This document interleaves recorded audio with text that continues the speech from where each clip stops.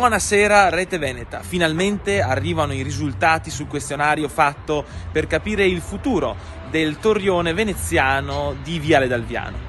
Vi ricorderete che abbiamo fatto un questionario online, reperibile sulla pagina degli amici Rete Veneta e su quella dei Liberi Pensatori, e anche un cartaceo che abbiamo consegnato ai commercianti. E quindi finalmente i risultati. E c'è un bel ex aequo tra un teatro all'aperto, sfruttando le meravigliose forme della torre, e un museo che illustri la storia delle fortificazioni vicentine. E quindi ora subentra il nostro lavoro, il lavoro dei Liberi Pensatori di Rete Veneta. Abbiamo già contattato l'assessore alla cultura Simona Siotto e nei prossimi giorni porteremo i risultati di questo questionario e ci attiveremo per restituire alla città un angolo meraviglioso ed inesplorato. È sempre un grande piacere e seguiteci.